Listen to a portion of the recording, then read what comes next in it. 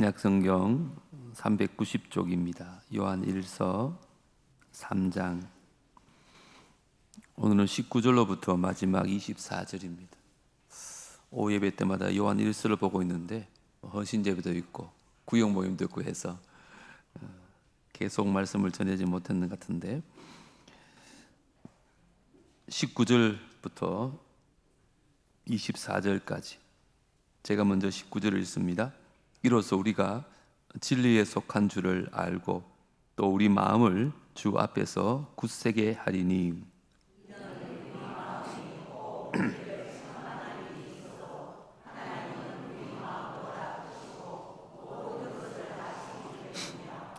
사랑하는 자들아, 만일 우리 마음이 우리를 책망할 것이 없으면 하나님 앞에서 담대함을 얻고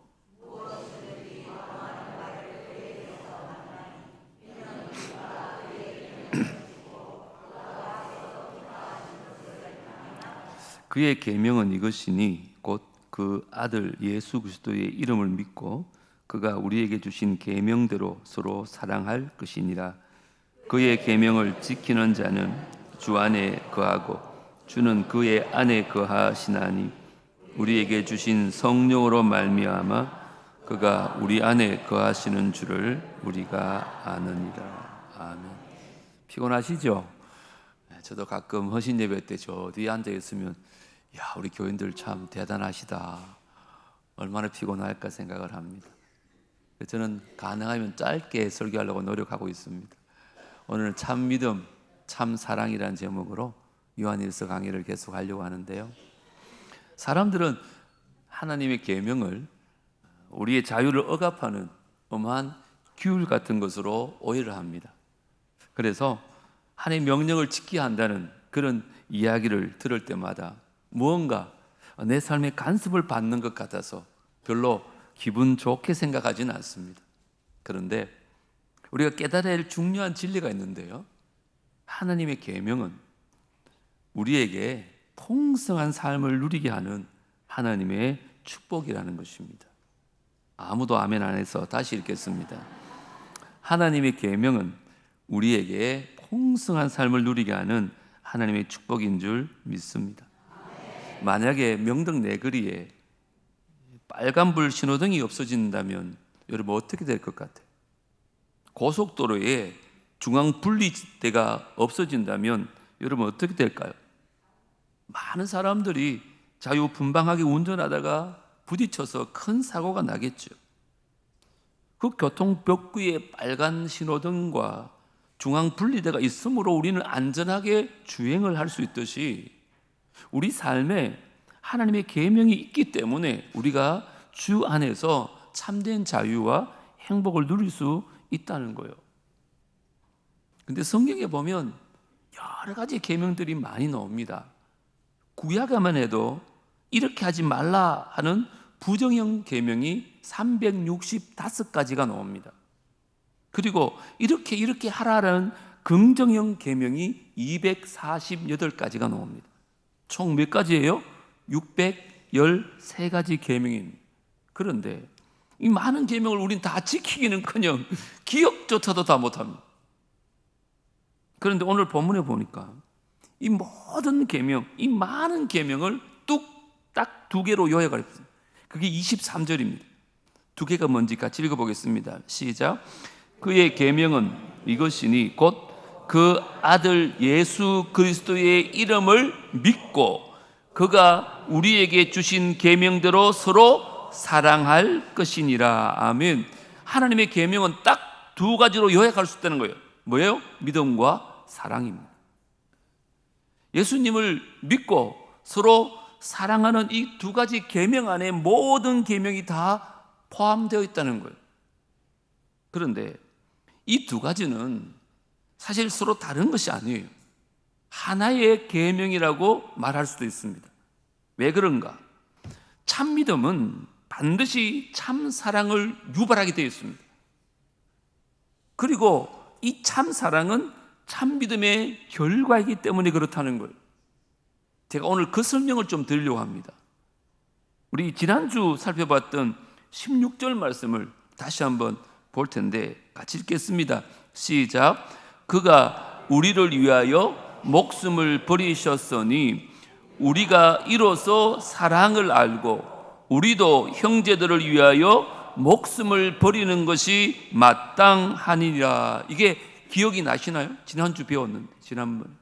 자, 예수님 십자가에서 우리를 위하여 돌아가셨음을 믿을 때 우리가 그 사랑을 알게 된다는 거예요. 그저 지식으로 아는 것이 아니라 경험적으로 안다는 거죠. 그래서 우리가 진짜 제대로 예수를 믿으면 예수님처럼 우리도 희생적인 사랑의 삶을 살게 된다는 말이에요.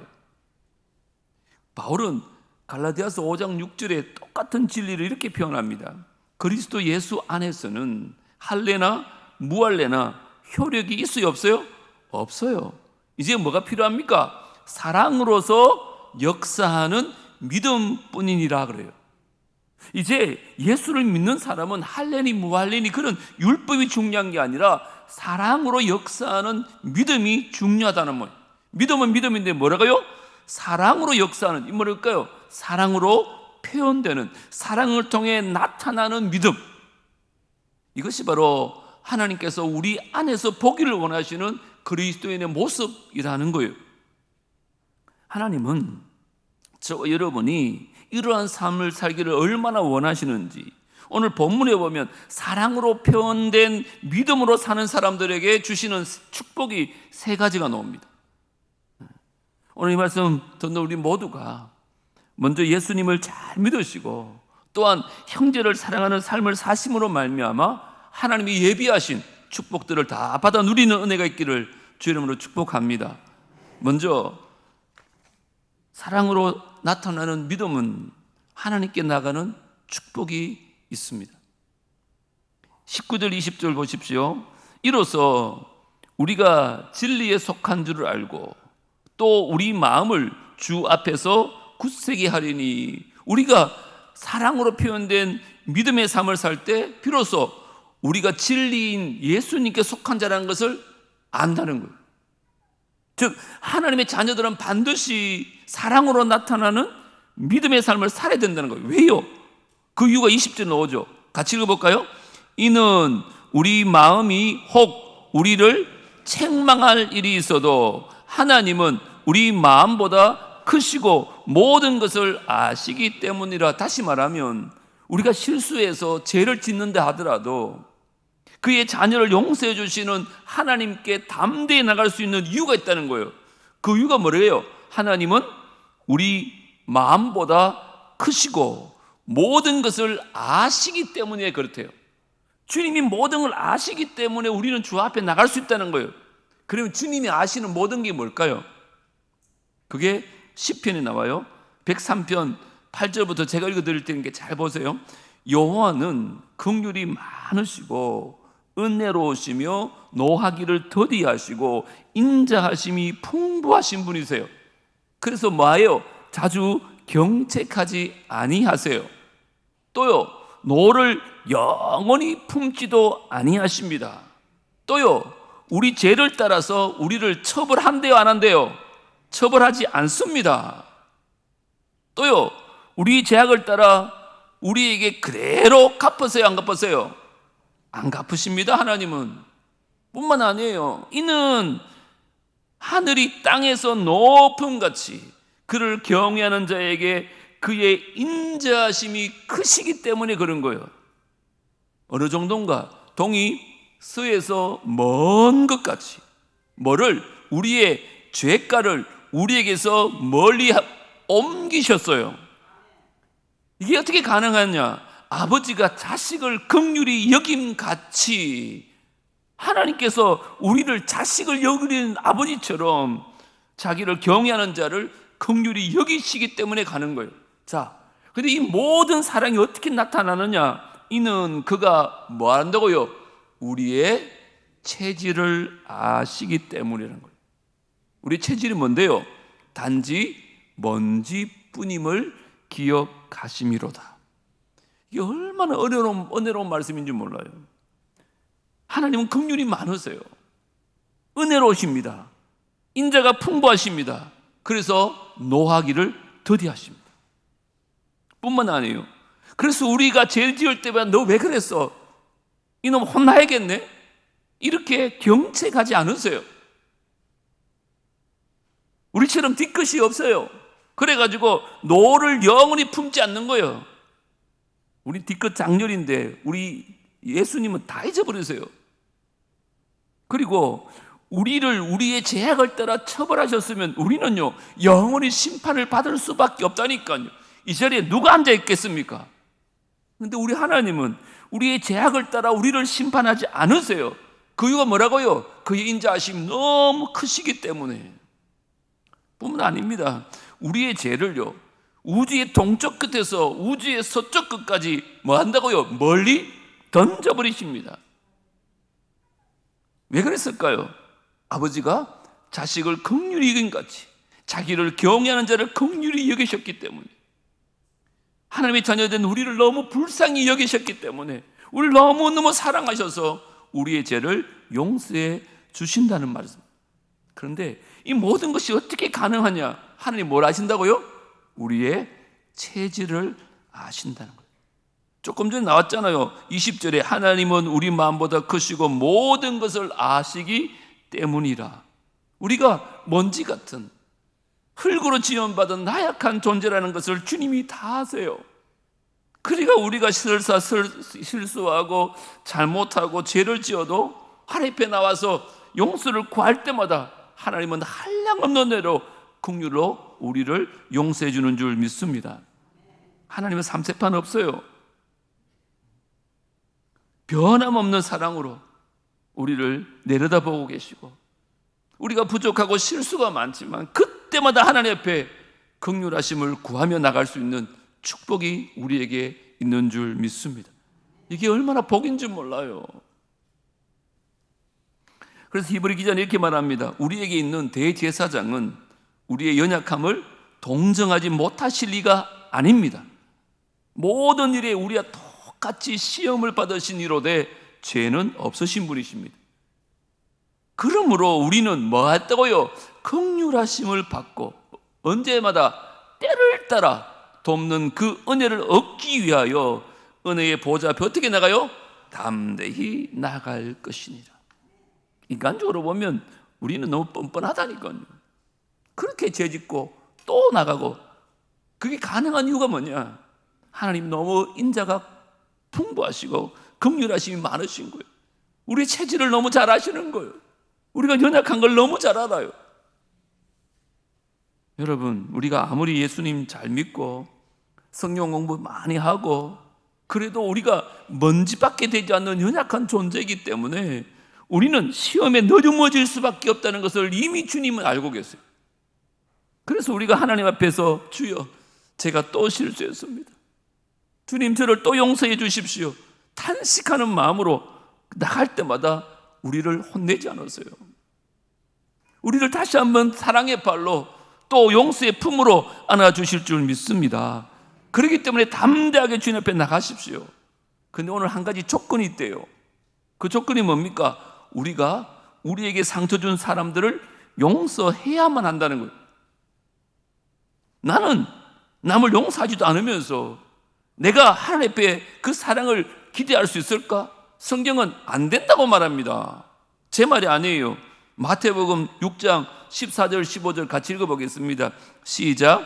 너희가 사람의 잘못을 용서하면 너희 하늘 아버지께서도 너희 잘못을 용서하시려니와 너희가 사람의 잘못을 용서하지 아니하면 너희 아버지께서도 너희 잘못을 용서하지 아니하시리라. 아멘. 혹 여러분 가운데 여러분 마음을 아프게 한 사람을 아직까지 용서하지 못하는 분 계십니까? 오늘 본문에 의하면 사랑으로 표현된 믿음을 실천하지 못하고 있는 분인 거예요. 그런 분들은 이 시간 오늘 말씀에 의지하여 회개하십시오. 그를 용서하십시오. 사랑으로 품어주십시오. 그래야 한량없으신 하나님의 긍휼하심과 그 크신 은혜를 누릴 수 있고 그 은혜 때문에 하나님 앞에 담대히 나갈 수 있는 거죠. 이제 사랑으로 표현된 이 믿음을 가지시고 주님 앞에 담대히 나갈 수 있는 우리 모두가 되어지기를 주님으로 축복합니다. 두 번째 축복이 뭔지 알아요? 하나님께 응답받는 축복이 있어요. 사랑으로 표현된 믿음으로 살면 우리의 모든 기도에 하나님이 반드시 응답한다고 약속되어져 있어요. 21절 22절 사랑하는 자들아, 만일 우리 마음이 우리를 책망할 것이 없으면 하나님 앞에서 담대함을 얻고 무엇이든지 구하는 바를 그에게서 뭐요? 받나니. 왜요? 이는 우리가 그의 계명을 뭐 했다고요? 지키고 그 앞에서 기뻐하시는 것을 행했기 때문이라고 말합니다. 우리가 하나님의 계명을 지키고 그가 기뻐하시는 참 믿음과 참 사랑의 삶을 살면, 우리가 그래서 책망할 것이 없으면 하나님은 어떤 축복을 주신다고요? 우리가 구하는 모든 것에 응답하는 축복을 주신다는 거죠. 저는 여러분의 기도가 하나님께 응답받는 기도가 되기를 주의 이름으로 축복합니다. 그러려면 우리가 정말 사랑으로 표현되는 믿음의 삶을 살아야 된다니까요. 그러면 약속을 지키시는 신실한 하나님께서 저와 여러분의 기도를 하나님 선하시는 뜻대로 응답하여 주실 줄 믿습니다. 기도할 때 막 뜨겁게 기도하고 금식하고 열심히 기도하는 거 중요합니다. 하지만 응답받는 경험을 하기 위해서는 사랑으로 표현된 믿음의 삶을 살아야 된다는 것. 다시 말해서 우리가 예수님의 계명을 지킬 때 그 하나님께서 우리의 기도에 응답해 주시는 거죠.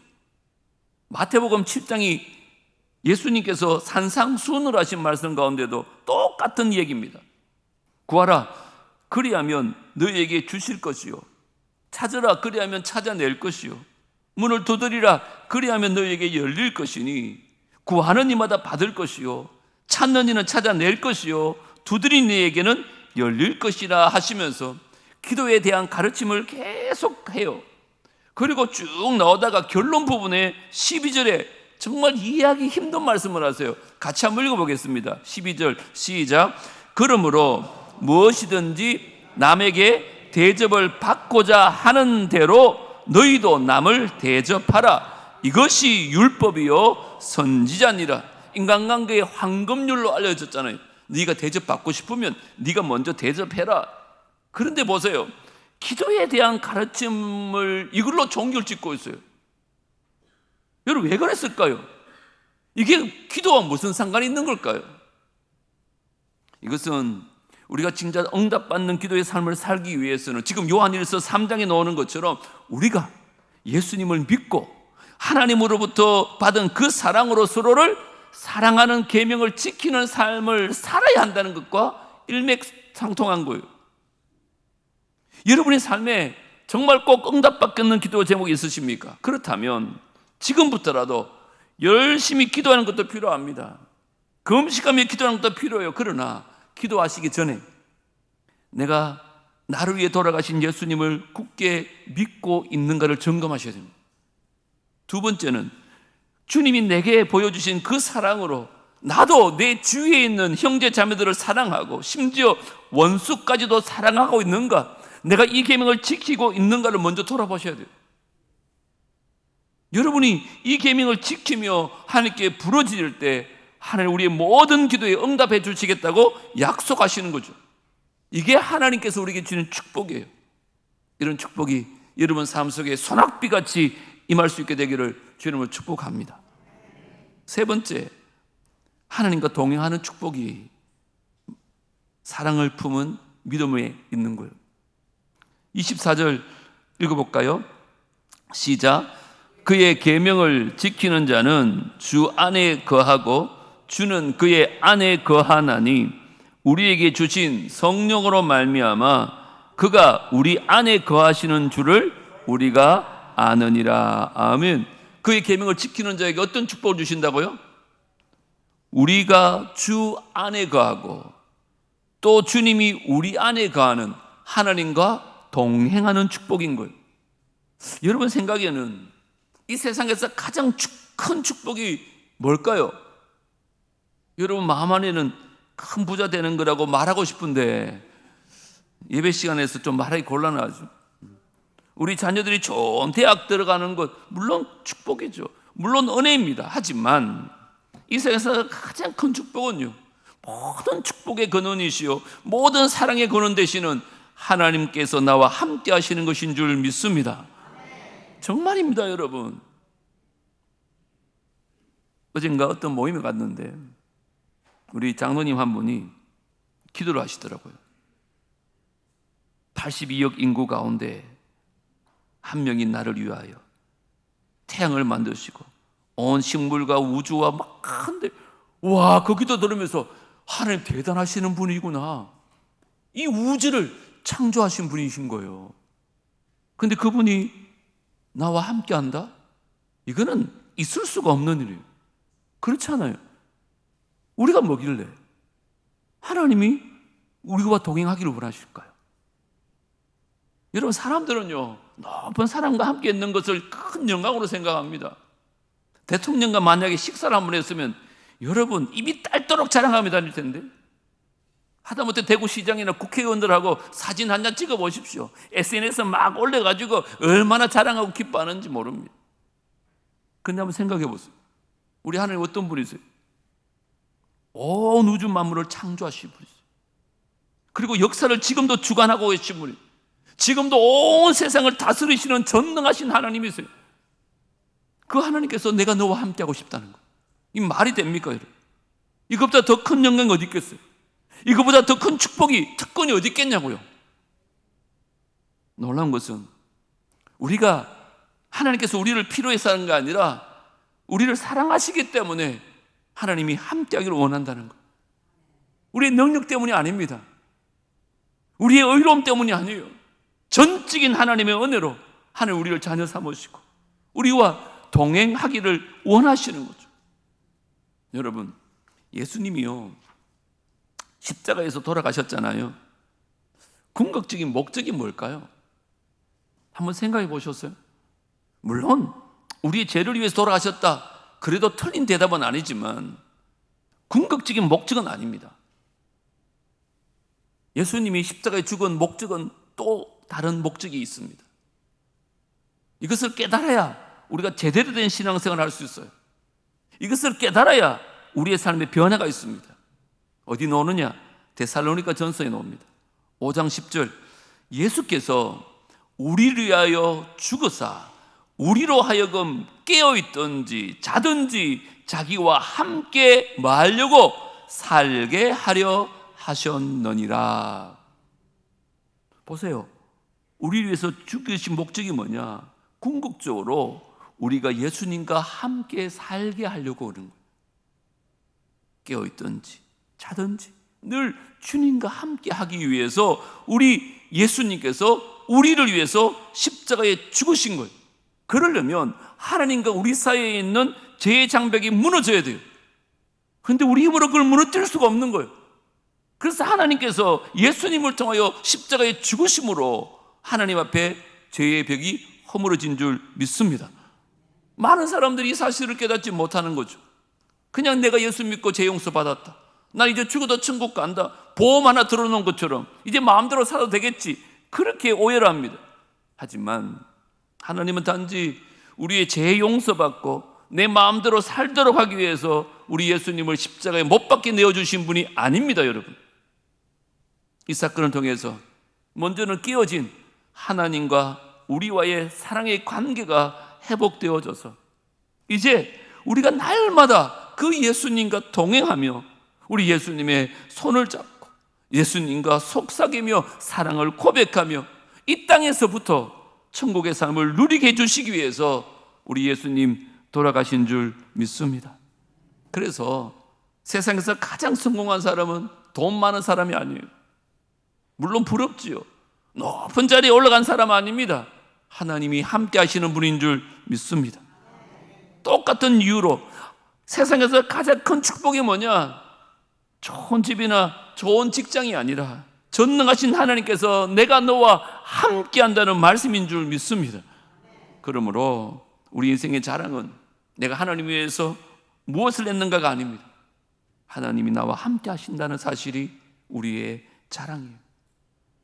이것을 위해서 우리가 형제와 화목하는 삶을 살아야 된다는 거예요. 형제 자매와 묘의 장벽을 쌓을 때 하나님과 우리 사이에 또 다른 벽이 올라가기 때문에 그런 거예요.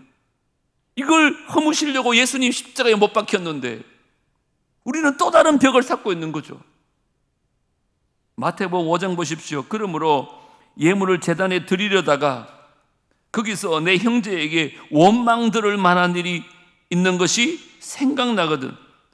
예배 끝나고 가서 전화해서 화해하라 그랬어요? 그렇지 않죠. 뭐라 그래요? 예물을 제단 앞에 두고 먼저 가서 형제와 화목하고 그 후에 와서 예물을 드리라 그랬어요. 예배보다 뭐가 먼저라고요? 화해가 먼저입니다. 내가 누구와 담을 샀고 누구를 미워하고 누구를 욕하고 저주하며 선을 끊고 아우 나는 하나님께 예배만 잘 드리면 되겠지, 그런 마음 갖고 오셨다면 죄송하지만 하나님 여러분 예배 받지 않는다는 말입니다. 하나님은 우리의 삶에 있는 이 죄와 그 마음의 장벽을 먼저 허물라고 얘기하세요. 먼저 용서해야 합니다. 그리고 나와서 하나님 앞에 예배 드려야 된다는 거예요. 기억하세요. 기독교는요, 하나님과 나만의 관계가 기독교가 아닙니다. 하나님과의 나, 그리고 나와 이웃과의 관계가 기독교예요. 이게 십자가예요. 십자가.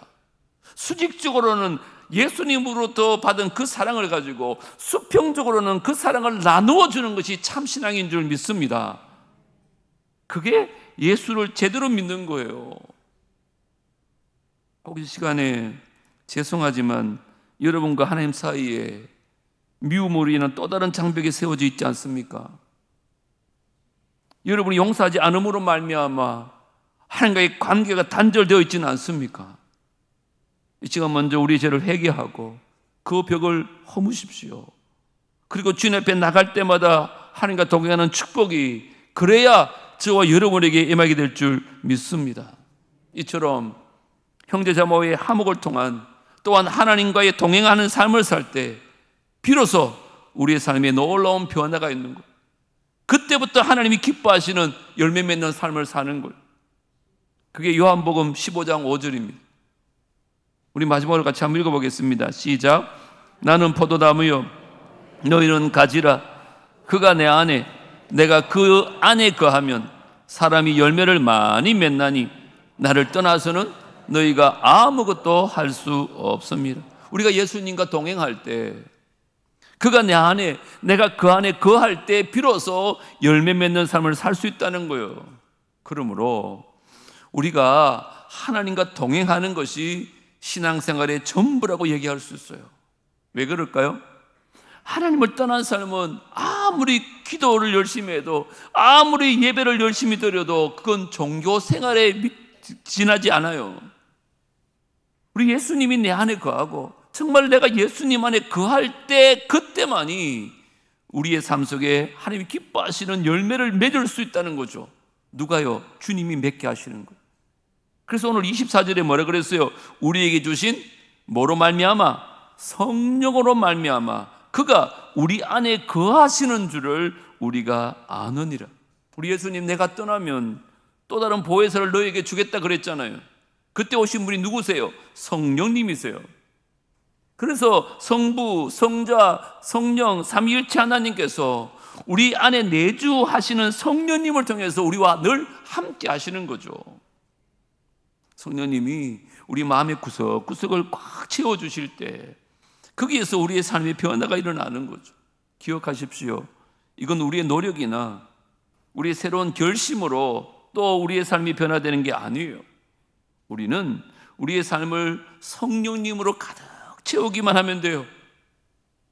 그러면 우리는 마음을 열고 그 주님 주신 사랑으로 서로 사랑하려고 노력하면 우리 안에 있는 성령님께서 우리 삶을 주장하여 주시고 아름다운 선한 열매 맺게 하여 주실 줄 믿습니다. 하나님 오늘 이 시간 저와 여러분에게 도전하기를 원합니다. 하나님과 동행하는, 그래서 참된 삶의 변화를 경험하는 이 축복을 누리기를 원하시는 거예요. 세 가지 축복이 뭡니까? 하나님께 나갈 수 있는 축복. 이게 보통 축복이 아니다니까요. 하나님께 모든 기도에 응답받을 수 있는 축복. 이거 엄청나잖아요. 주님과 동행하는 축복. 근데 이 축복을 받기 위해서 우리가 해야 될 게 뭐라고요? 예수님을 먼저 믿고 그 사랑의 믿음을 가지고 실천하는 계명을 지켜야 되는 거예요. 예수를 믿고 그 사랑을 나누며 사는 이것만이 예수님께서 우리에게 주신 축복을 부어주겠다는 약속입니다. 앞으로 이 계명을 붙드시고 이 계명 실천함으로 말미암아 하나님이 예비하신 축복들을 여러분 삶 속에 가득가득 누릴 수 있게 되기를 주의 이름으로 축복합니다. 하나님 아버지, 우리 예수님께서 십자가 지신 것이 단순히 우리 죄를 용서하시고 우리를 천국 보내기 위해 쓴 것이 아니라 이 땅에서도 천국의 삶을 누리기를 원하셔서 하나님과 동행하는 삶을 살고 믿음으로 살고 천국의 삶을 살게 하기 위해서라고 오늘 배웠습니다. 하나님, 우리가 믿음을 가지고 있다 하지만 서로 사랑하지 않으면 그 믿음은 헛되인 것을 알게 하여 주시옵소서. 반드시 사랑으로 실천되어지는 믿음을 우리가 가지게 하여 주시고 그런 자에게 주시는 이 세 가지 축복을 우리가 살아가는 동안 누리게 하여 주옵소서. 그래서 예수 믿는 것이 얼마나 행복한지 믿지 않는 사람들에게 그 간증하며 복음을 전할 수 있는 삶의 열매 맺는 우리 모두가 되게 하여 주옵소서. 내일부터 또 세상 살아갈 때에 혹 우리 안에 아직까지 용서하지 못하고 미워하는 사람이 있다면 주님 앞에 다 회개하고 그 벽을 허물고 서로 화해하고 서로 사랑하며 서로 섬기며 그렇게 사는 은혜가 있게 하여 주시옵소서. 예수님 이름으로 기도드리옵나이다. 아멘.